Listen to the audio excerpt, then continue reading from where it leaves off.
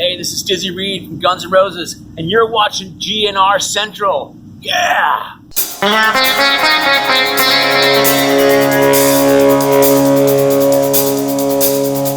Hey everybody, welcome to GNR Central, and we got some news today. So Slash's ex-wife Perla Hudson gave her first interview since the divorce has been finalized with her ex-husband. So for those of you who weren't following the whole news around it, basically Slash and Perla reached a divorce settlement entitling her to $6.6 million as well as $100,000 per month in spousal support and $39,000 in child support. So she appeared on the Left Unsupervised podcast that was apparently recorded before the divorce was finalized. Now, Perla spoke about the stress that the legal battle has put on her, claiming that other people and influences have caused the divorce to turn nasty and political. She also said it's been 4 years since Slash left me and the boys and we're still not divorced.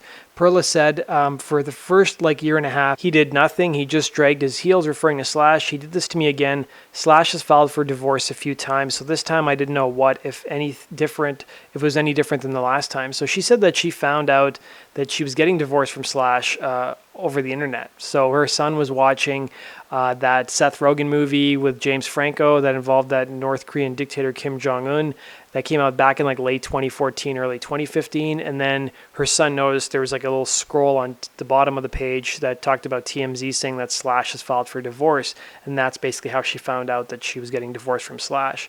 So she said that it's really sad because it's a situation where I sat down with Slash originally and I told him everything that I wanted, what would make me happy and how I wanted to move forward, she continued. And that was 4 years ago. 4 years later, here we are leaning towards all of that. And yet I've spent, $700,000 in legal fees. The stress I've put on so much weight, my neck, my back has been horrible, and it's all stress related. So according to Perla, she was closely involved with Slash's business affairs during their marriage, and she expected that her role in the business would remain intact even after they split. I thought that when we separated for the first year of our separation, I still worked for him. I still worked for our companies, and I thought that I'd always be part of that, she said. Because when I looked out for Slash, there's a difference with someone like me, and there's a difference with someone like your average business manager per se. Your average business manager is looking at you like, holy shit, I need to make as much money off you as I can right now, because I don't know the day that you're going to fire me. I don't know if I'm going to get the other clients, and I don't know what's going on. So I'm going to let you make shitty decisions as long as it loads my pockets. With me, it wasn't like that. I wouldn't let him make shitty decisions. I was always looking at it as long term. For me, with him, and even if I was still representing him, rather than have a bigger percentage along the years than a percentage up front, but yet everybody else around him wanted a percentage up front. So our divorce was really become quite nasty and political, and it's due to these other people and influences. It's other people's interests and other people's interests that are benefiting from our sadness and our children's sadness and the destruction of our family. And that's the worst part about the divorce. And now I get it, I see it, he sadly doesn't. Perla, however, went on to praise her ex-husband's guitar playing skills while pointing out that he hasn't always been there for his children in the way that they've expected him to be.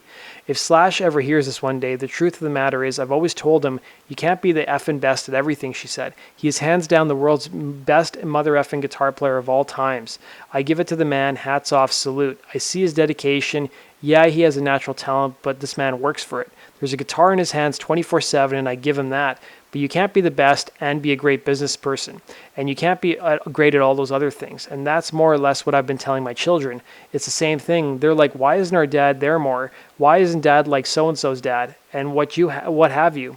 And the truth is, that's not who he is. He's never been that. He's been great at other things that gives us this lifestyle. And he loves you the way that he loves you. And that's just how he's capable of loving you. It's not that he doesn't love you. Perla also confirmed, contrary to previous reports, that she was pushing for Slash to reunite with Guns N' Roses for years before, of course, they reunited in 2015. Now, she claimed that she was telling Slash it would be good for him to reunite with Guns N' Roses, but even though through her split with Slash happened before GNR's reunion materialized, she claims to harbor no resentment over the fact that she isn't personally reaping the rewards of the tour's accomplishments.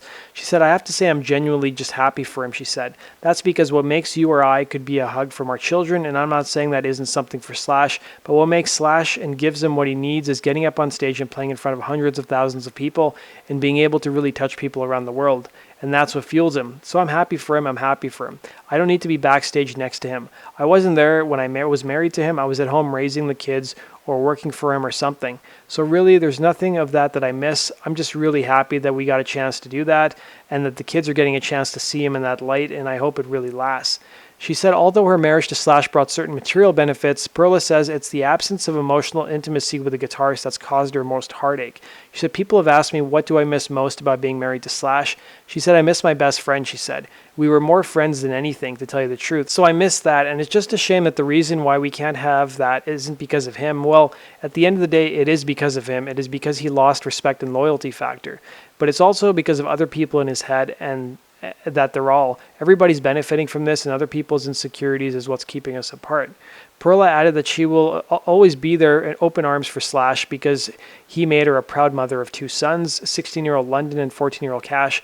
But she pointed out he's basically in the same situation when I met him. When I met him, he left the biggest rock and roll band. He had left Guns N' Roses. He was left for dead.